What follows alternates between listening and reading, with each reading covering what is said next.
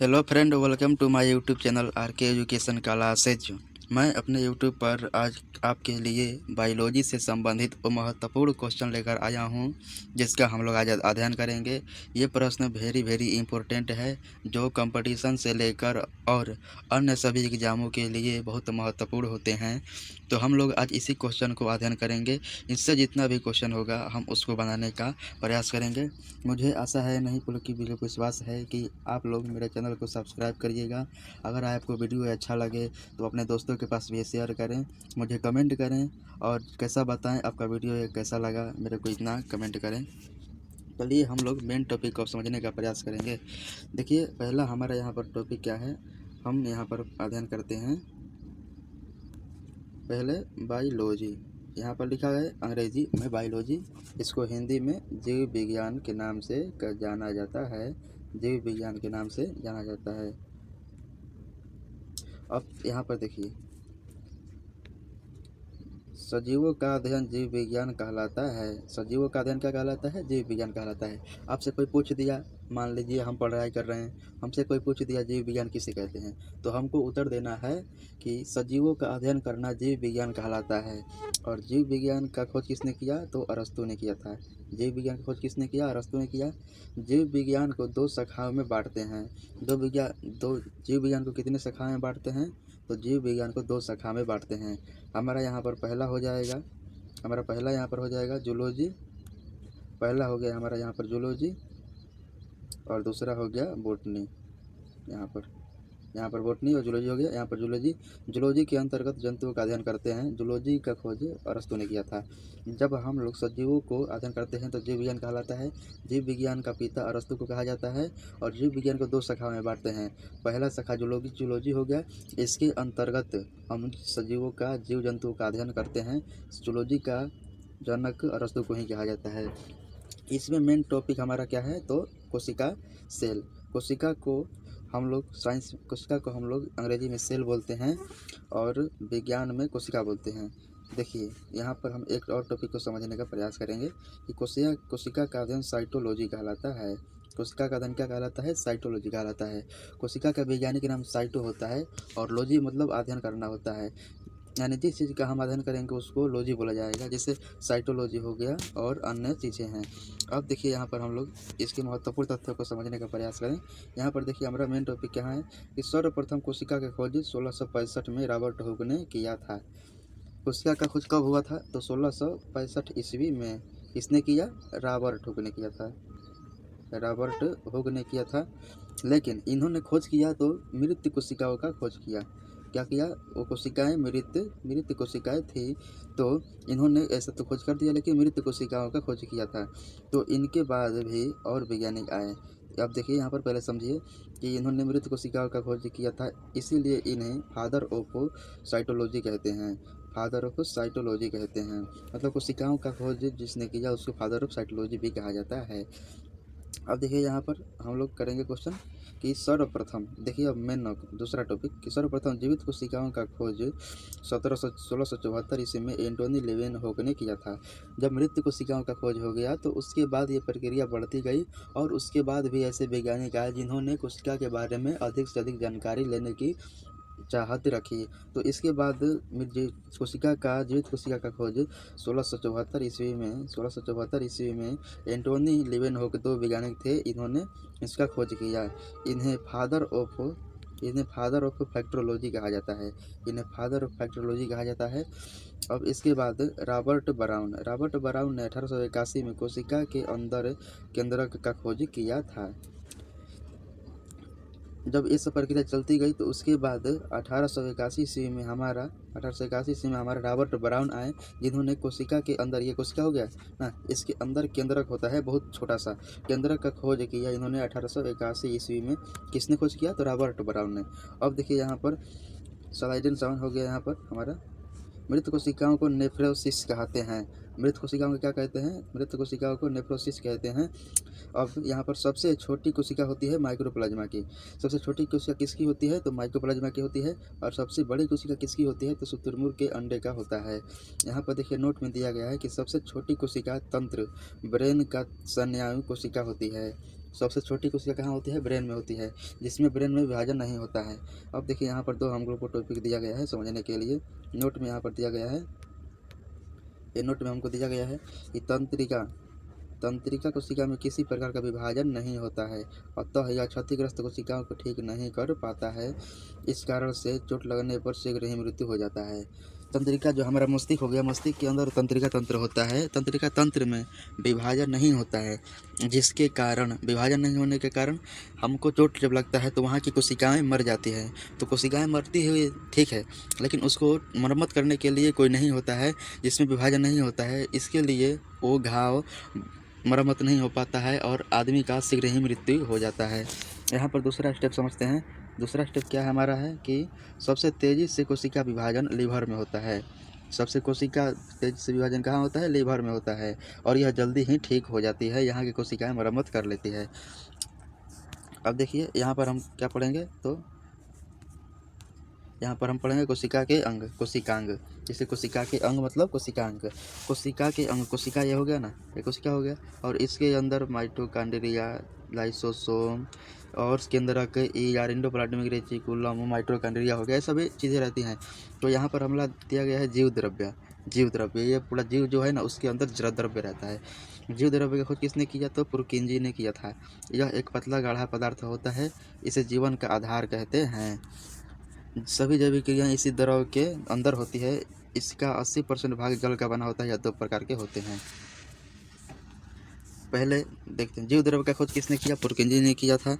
ये एक गाढ़ा पदार्थ होता है, इसे जीवन का आधार भी कहते हैं।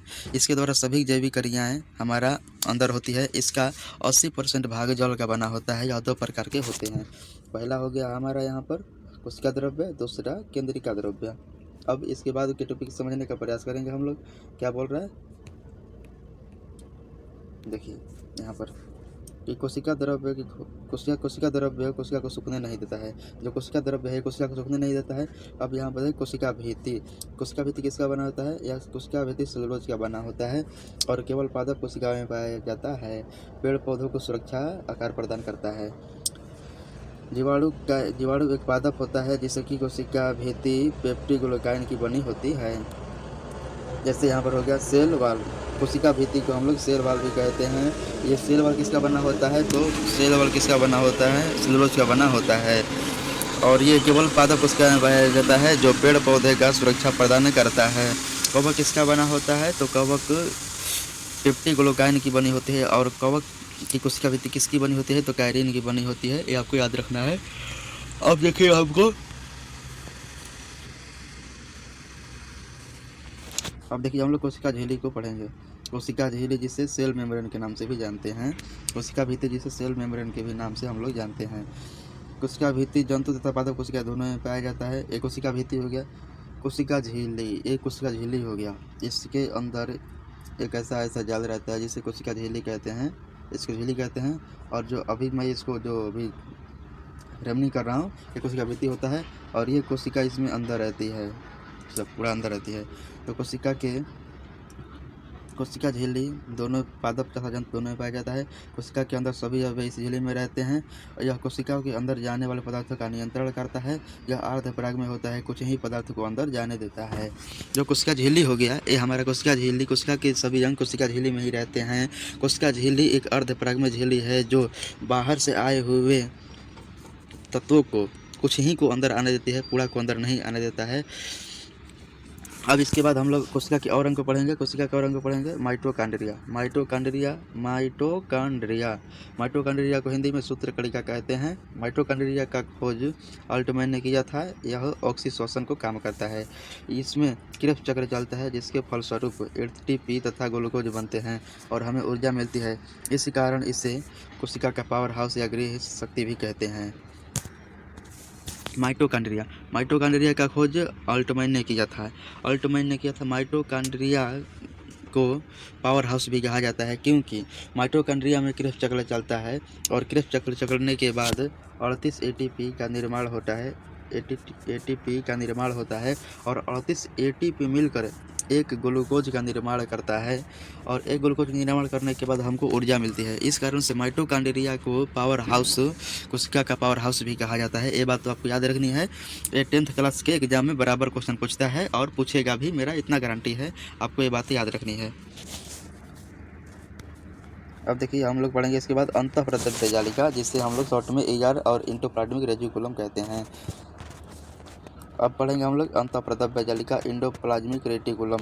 यह कोशिका के आंतरिक सहायता देता है, अतः इसे कोशिका का आंतरिक कंकाल कहते हैं। यह 2 प्रकार के होते हैं। जो हमारा अंतःप्रदत्त जालिका हो गया, जैसे हम कोई घर बनाते हैं तो उसमें एक पिलर जैसा काम करता है। ये कोशिकाओं में उसको सहायता प्रदान करता है। और ये कितने प्रकार के होते हैं? ये 2 प्रकार के होते हैं, एक स्मूथ ईयर और एक रफ ईयर। तो स्मूथ ईयर में कार्बोहाइड्रेट तथा वसा का निर्माण होता है और रफ ईयर में राइबोसोम होता है, जो प्रोटीन का निर्माण करता है। यहाँ पर हम फिगर के अनुसार समझेंगे।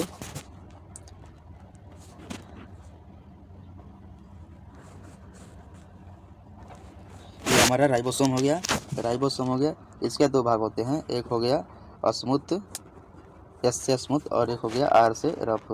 तो रफ स्मूथ साइड में कार्बोहाइड्रेट और वसा का निर्माण होता है और रफ साइड में राइबोसोम होता है जो प्रोटीन का निर्माण करता है। ये आपको याद रखना है। अब देखिए हम लोग किसके को पढ़ेंगे? राइबोसोम को पढ़ेंगे। राइबोसोम यह कोशिका के अंदर का सबसे छोटा अंग है। ये प्रोटीन का निर्माण करता है, अतः इसे प्रोटीन का फैक्ट्री भी कहा जाता है। यह 2 प्रकार के होते हैं। कोशिका के अंदर छोटा सा एक अंग होता है जिसे राइबोसोम कहते हैं। राइबोसोम प्रोटीन का निर्माण करता है, जिस कारण से इसे प्रोटीन का फैक्ट्री भी कहा जाता है। ये 2 प्रकार के होते हैं, 70S तथा 80S। 70S प्रोकैरियोटिक कोशिकाएं हैं जो एक कोशिकीय जीवों में पाए जाते हैं और उसमें प्रोटीन का निर्माण करते हैं, और 80S राइबोसोम यह भारी तथा यूकेरियोटिक कोशिकाएं में पाए जाते हैं, जिसमें हम लोग मनुष्य आते हैं और जंतु आते हैं।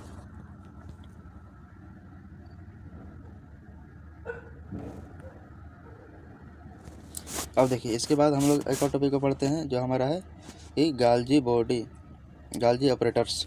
इसको गाल्जी ऑपरेटर्स भी कहा जाता है। इसकी खोज कैमिलो गाल्जी ने किया। यह पदार्थों का परिवहन करता है, अर्थात यातायात में सहायक। जब हमारा प्रोटीन बन गया, इसको ले जाने के लिए कोई ना कोई आवश्यक होना चाहिए। इसके लिए हमारे शरीर में आंतरिक संरचना है जिसे हम लोग गाल्जी बॉडी कहते हैं। ये हमारे शरीर में ऊर्जाओं को एक स्थान से दूसरे स्थान तक ले जाने का कार्य करती है। जैसे अभी हम बोल रहे हैं तो हमको अभी मुंह में ऊर्जा की ज़रूरत है, तो ये सभी जगहों से ऊर्जा को लेकर और हमारे मुंह के सामने लाती है, तब हम बोलने लगते हैं। कभी कभी हमारा ऊर्जा में कमी होती है तो हमारा मुंह लड़खड़ाने लगता है और आवाज़ अच्छा से नहीं निकल पाता है। तो गाल्जी बॉडी का काम इतना है कि केवल ऊर्जाओं को संग्रहित करके एक स्थान से दूसरे स्थान तक ले जाना, और इसका खोज कैमिलो नामक गाल्जी ने किया था। अब इसके बाद पढ़ेंगे सेंट्रोसोम, जिसको तारक काय कहते हैं। यह कोशिका विभाजन करता है। यह मस्तिष्क में नहीं पाया जाता है, जिस कारण तंत्रिका कोशिका में विभाजन नहीं होता है। यह केवल जंतु कोशिका में पाया जाता है। पहले देखिए सेंट्रोसोम हो गया, यह विभाजन का कार्य करता है। यह मस्तिष्क में नहीं पाया जाता है। मस्तिष्क में नहीं पाया जाने के कारण यहाँ पर विभाजन नहीं होता है, और चोट लगता है तो वो शरीर में कोशिका विभाजन नहीं होता है। इसके लिए आदमी को मरना निश्चित हो जाता है, और यह जंतु कोशिका में पाया जाता है। पादप कोशिका में कोशिका विभाजन सेल प्लाट करता है।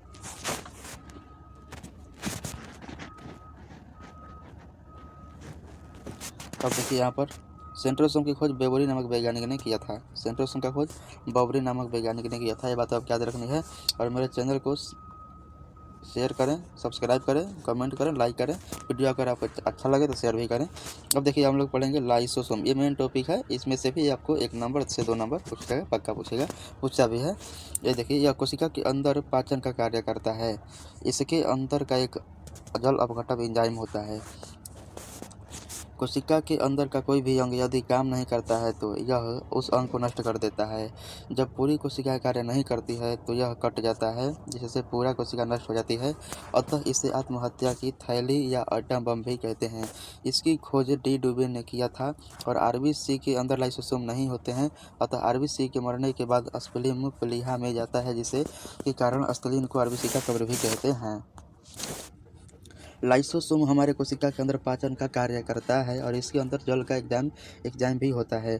कोशिका जब पूरी कोशिकाएं काम नहीं करती है तब लाइसोसोम अपने को काट कर फाड़ देता है और सभी कोशिकाएं नष्ट हो जाती है। इसीलिए इसे आत्महत्या की थैली यानी अपने से अपने को मार देना आत्महत्या की थैली कहते हैं। इसको आत्महत्या की थैली कहते हैं या एटम बम भी कहते हैं। लाइसोसोम का खोज डी डुबे ने किया था और आरबीसी रेड ब्लड सेल्स में लाइसोसोम नहीं पाया जाता है।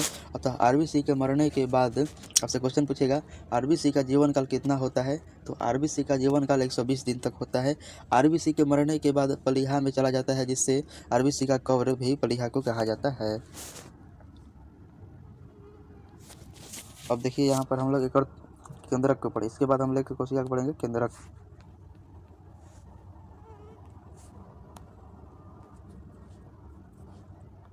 केंद्रक को अंग्रेजी में न्यूक्लियस कहते हैं। केंद्रक को अंग्रेजी में न्यूक्लियस कहते हैं। इसकी खोज रॉबर्ट ब्राउन ने किया था। इसका खोज किसने किया? इसका खोज रॉबर्ट ब्राउन ने किया था। यह कोशिकाओं को नियंत्रित करता है, अतः इसे कोशिका का दिमाग भी कहा जाता है। आपसे क्वेश्चन पूछेगा कोशिका का दिमाग किसे कहा जाता है, तो न्यूक्लियस को कहा जाता है। न्यूक्लियस यानी केंद्रक का खोज किसने किया, तो रॉबर्ट ब्राउन ने किया था। इसमें 80% प्रोटीन पाया जाता है। तो 80% प्रोटीन किस में पाया जाता है, तो केंद्रक में। अब देखिए एक रसधानी जिसको व्हीकुल्स कहते हैं, यह जल को संचित करता है यानी स्टोर करता है, जल को स्टोर करके रखता है। यह जंतु में छोटा तथा किंतु पादपों में बहुत बड़ा होता है। देखिए यहाँ पर दिए गए रसधानी जिसे व्हीकुल्स भी कहते हैं, यह जल को संचित करता है, स्टोर कर रखता है और जंतु में छोटा तथा पादप कोशिका में बड़ा होता है। ये हमारा क्या हो गया, ये हमारा एक पेड़ हो गया। पेड़ को आप लोग खास कर देखते हैं कि गर्मी के दिन में उसका जितना भी पत्ता होता है वो पत्ता सब झड़ जाता है और पूरा वो झुकने जैसा लगने लगता है। तो उतना बड़ा पेड़ के लिए जब गर्मी में उसको पानी की सहायता मिलना चाहिए तो वो बरसात के मौसम में जल्दी नहीं मिलता है। तो वो उतने समय के लिए अपने अंदर जल को स्टोर करता है। जल को स्टोर करने के लिए काम कौन करता है, तो रसधानी करता है। ये कार्य रसधानी करता है, रसधानी। लेकिन जो जंतु कोशिका में छोटा होता है और पादप कोशिका में बहुत बड़ा होता है। अब देखिए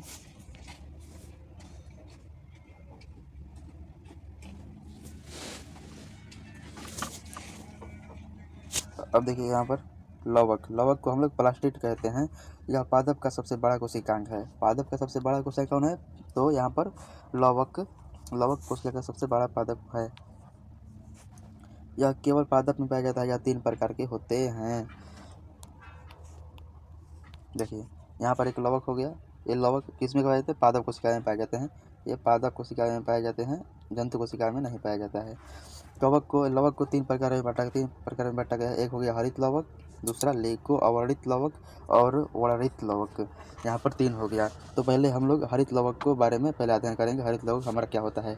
हरित लवक को अंग्रेजी में क्लोरोप्लास्ट कहते हैं। यह भोजन का निर्माण करता है। तो पौधों में भोजन का निर्माण कौन करता है, तो हरित लवक करता है।